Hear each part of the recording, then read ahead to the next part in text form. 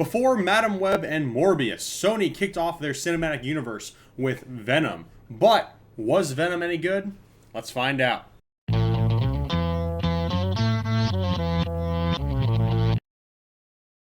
Hello everyone, I'm K-Swope. In October of 2018, Venom hit theaters with not great reviews from critics and pretty decent reviews from fanboys. Now, the real question is, who is right about this movie, the critics or the fanboys? And is this movie any good to begin with?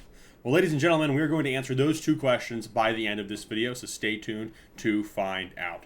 Now, here's what we're going to do, just like we do in every review. We are going to take the movie, we're going to discuss the good things about it, and then the bad things about it, and then we will come to our conclusion at the end. And I'll give it a ranking, I'll give it a rating between 1 and 10. 10 being awesome, amazingly best movie ever, 1 being it's alright. But all this being said, we do want to say spoilers ahead. Venom came out in 2018, so there have been a few years since it came out, but in case you haven't seen it yet, go check it out, then come back to this video. But if you've already seen it, then hey, you're at the right place. We're going to start with talking about the good things of this movie. First thing I got to say about this movie that really stands out is Tom Hardy's performance, because in this movie you can tell he's having a lot of fun with the character and that he really likes Eddie Brock and Venom and what's going on. Tom Hardy also plays a lot of more serious roles, and this one's a lot less serious. So I would imagine that while doing this movie, he just thought to himself, hey, this is an excuse to have a really fun time with my character. So Tom Hardy, stand out. He's fantastic. He's fantastic at everything he's in, really. But this movie specifically, you get to see a specific side of Tom Hardy that you don't get to see too often that is very, very enjoyable. Something else that's great about this movie that I like a lot too is the setting of it is in San Francisco, which is not a place we see a whole lot of superhero movies take place. It's usually like New York, if it's Marvel, or if it's like DC, it's, a made-up city that doesn't exist. So seeing it set in San Francisco is kind of nice because we don't get to see a whole lot of West Coast action from a lot of superhero movies. Plus, the times we do get to see West Coast action, it's usually never San Francisco. So it's very interesting to see this movie take place in the same city that the show Full House does. So do with that information what you will. Another thing about this movie that's fantastic is it's pretty funny, and I think it does a pretty good job at being funny. The humor is a little dry, kind of dark.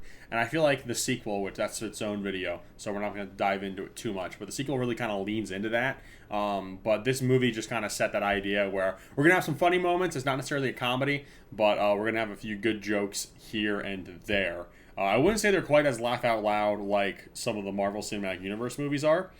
But that's kind of a good thing because I don't think every superhero movie needs to be a Marvel Cinematic Universe movie.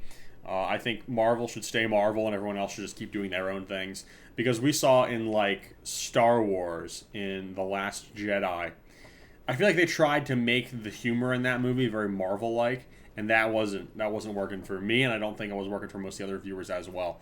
But this movie, really good. It's not super humor heavy, but the humor it does have usually lands, and so I got to give it a thumbs up for that. Another thing I thought was interesting to see in this movie is a trope that kind of gets worn out is heroic journalism. And this movie kind of sort of plays with that idea a little bit because what happens is you got Eddie Brock, who he is a journalist. He's got his big TV show, if you will, a news show where he does investigative reporting and things like that. And essentially, the network is telling him to not look into this guy he's got to interview, who's the bad guy. I want to say, is it Carlton Drake? I want to say the name is. I could be wrong about that, but he's the bad guy, right? So they're telling him not to do that for whatever reasons. I'm sure business, politics reasons or whatever. But he's like, yeah, but I gotta find out. And eventually he breaks the rules, loses his job. At the end of the movie, after the whole events take place and they find out that Carlton Drake is actually a bad guy, they offer him his job back.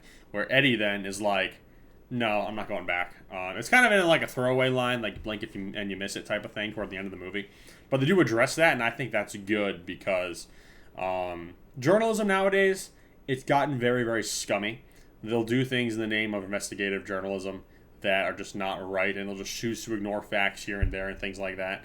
So seeing journalism being shown in a not necessarily super positive light, because I feel like in most media we see journalism viewed as good, unless it's a cop show or something like that, because usually the journalists just kind of get in the way. This isn't that, though. So it's interesting to see how they don't necessarily treat journalists like they're heroes, per se. They kind of treat the networks they work for as the bad guys. So yeah, I mean, little change in stereotypes there, if you will. Something else I got to mention about this movie, and I have to mention it because I miss it so much, but Stan Lee cameos. Stan Lee, bless the poor man, but he was amazing. I loved seeing him and all the cameos. And so this was one of his last cameos, I think, because if I'm not mistaken, this movie came out in 2018. And if that's the case, he died back in, I think it was like 2019. So this came out about a year before he passed, which is unfortunate. But seeing Stan Lee is always nice, especially when he was, still alive and kicking and was able to record and say stuff. They still kind of throw some Stan Lee cameos in here and there, but they're usually just like stagnant pictures and things like that. And although those are nice because they're still paying tribute to Stan, it's not the same as, actually having him there. The more I talk about Stan Lee, though, the more sad I get, so I'm going to move on from this one. But either way, it was really nice to see. Another thing that was nice to see, or more nice to hear, rather, was Eminem with his track Venom he did. That's a really nice touch. I still like that song a lot. It's really good, and I don't have a whole lot more to say about it other than they got Eminem to do the song, and I think it sounds really good and kind of works with the movie. The movie's got kind of like a vibe and an aesthetic as well, where it really reminds me of like your 2000s, late 90s superhero movies before they were worried about strong continuities between films and things like that. And when I say strong continuities, I mean not from one movie to its sequel. I mean from a cinematic universe perspective. They didn't care about that really. They started caring a little bit later on with the Sony stuff, but we can get into that later. That's a whole nother topic for a whole nother video, which I might do. Who knows? If you like this video a lot, hey, let me know in the comments if you want to see me dissect Sony Cinematic Universe as to what it looks right now. Kraven the Hunter's getting ready to come out too, which, to be quite frank, unless you guys want me to see it, I'm probably going to skip it because they have not really been having a whole lot of luck there lately. But Venom, Last Dance, the third Venom movie, I do plan on seeing that when it comes out as well. It's part of the reason why I'm doing this review, come to mention that. So, but I'm getting off on a tangent. The main point I'm trying to make here is I really like how it feels like a 2000s or late 90s superhero movie, where it's not worried about a lot of things that most modern superhero movies are, which is kind of nice. It's a breath of fresh air. Basically, they don't acknowledge any other type of superheroes or anything, and I think that's nice. Also, it being a bit of an origin story is pretty cool. They're also able to do a lot without Spider-Man, which I think is pretty impressive. There's some good and some bad about that. I'll get more into that later. But Spider-Man, as I'm sure you guys know, he's an integral part to the origin story of Venom, and so they basically have to get creative and basically skip Spider-Man and still make Venom Venom, which works out well because of how in the more recent comics in the past, like, I don't know, I want to say 10, 15 years maybe, he's been seen and portrayed, because he's really grown away from Spider-Man, if that makes sense. So being able to see Venom do his thing and have his own movie with no Spider-Man involvement or mention at all, I think it makes sense, and they're able to pull it off quite well. If they were trying to tell a story similar to like the origin story in Spider-Man 3, they would really, really need to have Spider-Man in there, obviously. But the version of Venom that they have has got a different origin story, but the way that they do it, they're basically able to make the character pretty much, more or less, without a few reasons, I'll get into those later, but more or less very similar to how he is in the comics nowadays, because Venom really doesn't have that much to do with Spider-Man anymore, to be quite frank. And so it wasn't that hard a challenge to do a Venom movie without Spider-Man. And they pull it off, and so kudos to them. Something else important to mention in this movie as well is there are two end credit scenes. The first end credit scene, this is what I'm going to spend more time talking about. They're teasing Carnage for the sequel, and as you know, the sequel is literally titled Let There Be Carnage. So, of course, I will talk about that soon on this channel, so stay tuned for that. And of course, I'll get to Venom Last Dance, hopefully sometime very shortly after it comes out. But working our way through the Venom series, this one, it teases Carnage, and that was a teaser that I remember seeing in theaters when I went to go see it, and thinking to myself, this is exciting because Carnage is awesome, and he is such a great villain for both Spider-Man and Venom.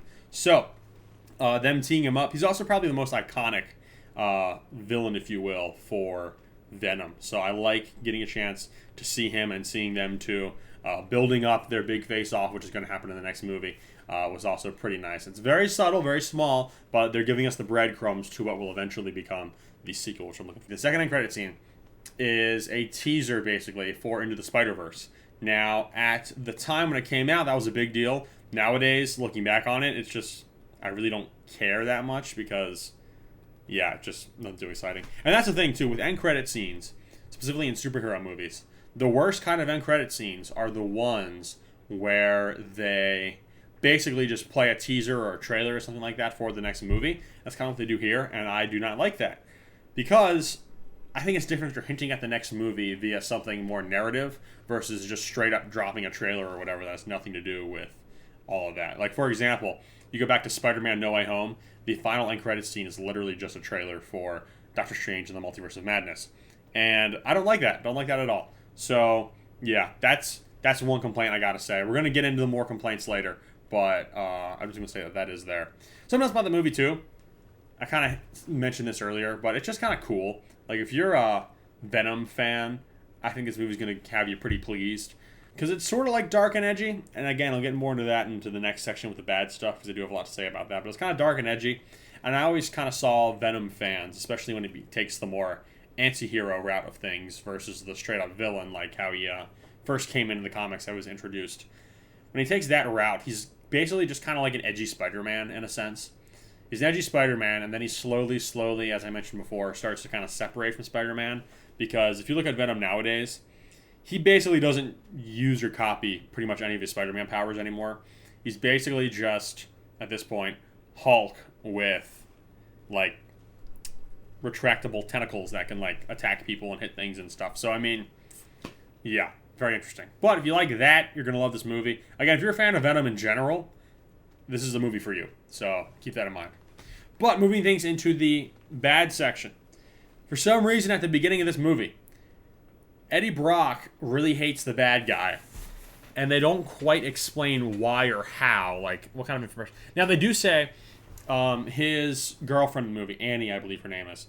She, played by Michelle Williams, she is working some type of lawyer gig for the Life Foundation, which is his company. And so I don't know if maybe he knows just from hearing things from his girlfriend. But then again, if your boyfriend, their fiance actually at this point, if your fiance is an investigative journalist, why would you tell him anything about what goes on in your job? Because that's just a recipe for disaster.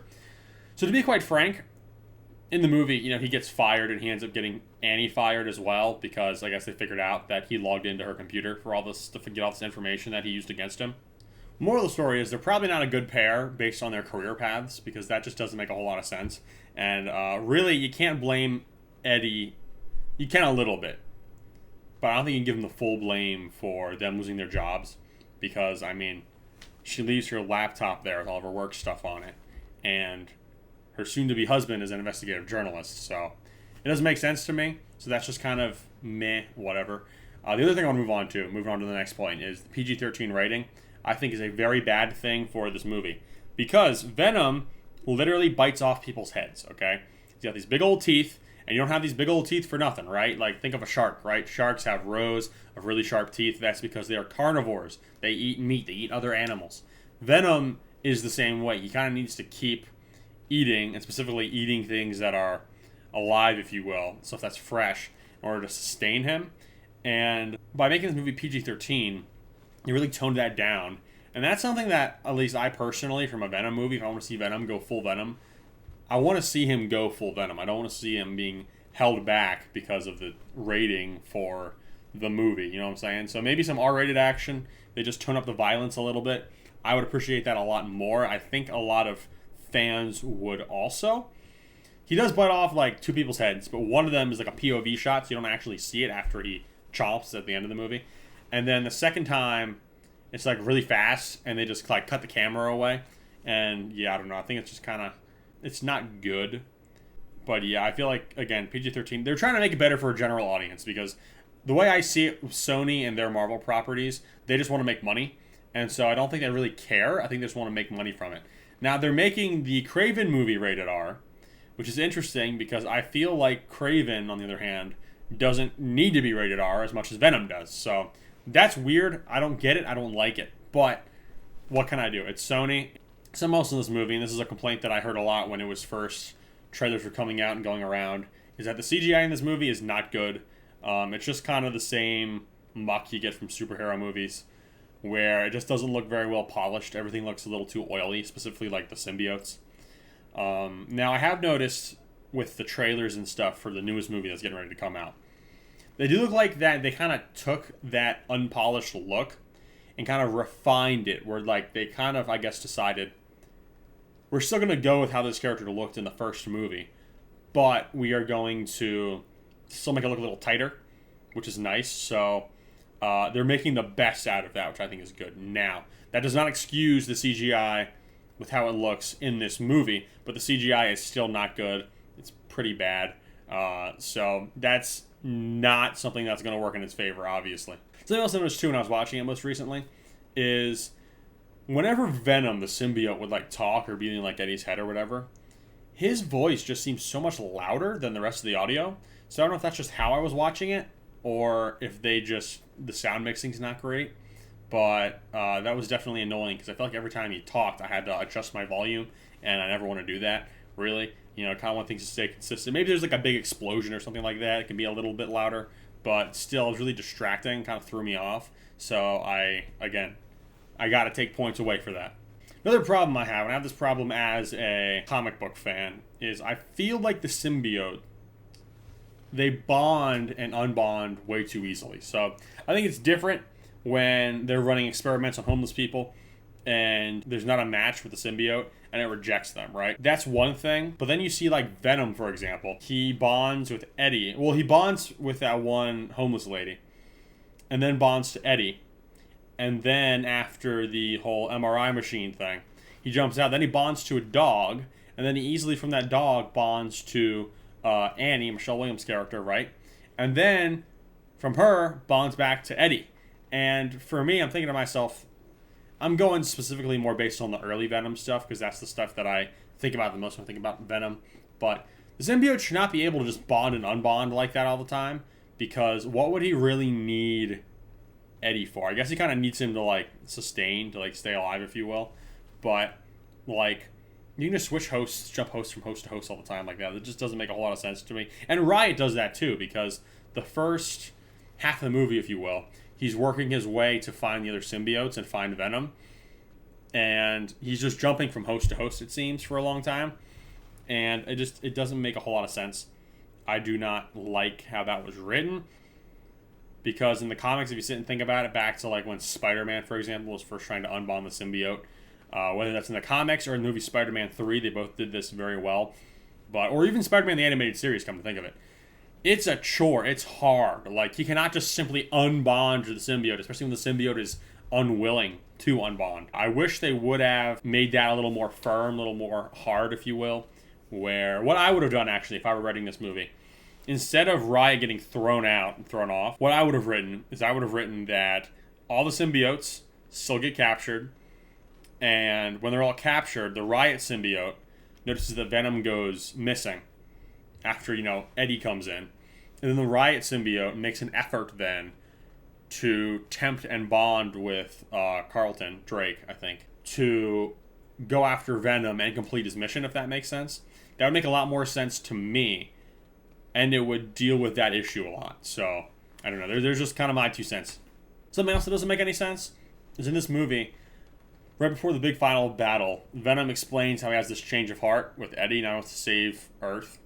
And it's not earned. It doesn't feel rewarding. It's like, out of the blue, it feels like he just changes his mind on things. And it's just not written well. I know it's not a good excuse because I prefer to have a little more analytics in depth on that thing.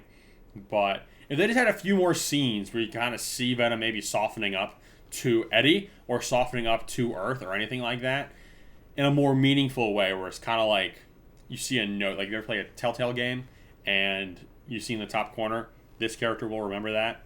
More moments kind of like that, but they don't need to say that exactly, but they need to make it apparent that he noticed something or that he felt something, if that makes sense, Venom the symbiote, because that would then make the payoff a whole lot better. So, again, just a little idea I came up with on the spot, but either way, they have a lot of improving that they need to do on that in the further scripts, which we'll get to eventually. Stay tuned.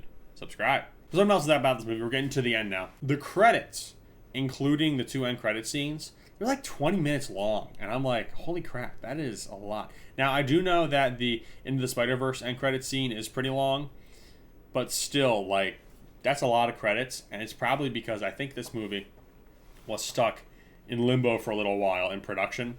So there's probably a lot of stuff going around, so they need a lot of names and a lot of last-minute changes. And given how the CGI looks, there are probably a lot of CGI people working on that, even for just a little bit. But either way, like, 20 minutes of credits is kind of crazy. Speaking of the credits and the credit scenes, the last bad thing I have to say is, in the Carnage scene, we introduce Woody Harrelson as Cletus Cassidy Carnage, which is awesome, by the way. But his wig is awful in that scene. It's really bad. Now, they do improve that. Again, spoilers for the second movie. But for this movie, it's awful. So I just have to bring that up because it bugged me that much.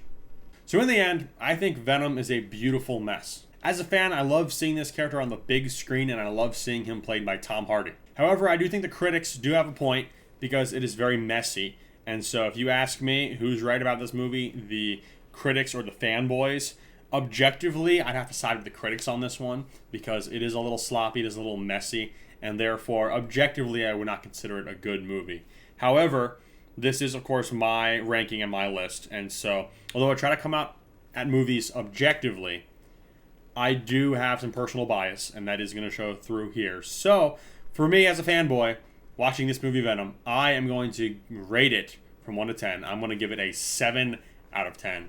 And ladies and gentlemen, that has been my review of Venom. Like I've been saying this whole time, stay tuned, stick around, subscribe, because I will be doing Venom Let There Be Carnage very shortly. That review will be coming up very, very soon. And then I am also going to be doing Venom Last Dance when that one comes out as well. So, for all of the Venom trilogy, make sure you subscribe here to K-Swope, and I will have you covered on that. And hey, I was just talking to a friend today, and I might be doing some tier ranking videos or ranking the Venom movies. I might do that because that will be the first film franchise that I will have covered on this channel, which is fantastic. I plan to do a lot more later on, but keep in mind, I might have a ranking video coming up for the 3 Venom movies down the line. So make sure you stay tuned for that as well, and of course, stay tuned for other reviews. Ladies and gentlemen, I am K-Swope. Thank you so much for watching. If you liked this video, subscribe. If you agreed or disagreed with me on any point that I made, please leave a comment. At the size of my channel at this moment when I'm posting this video,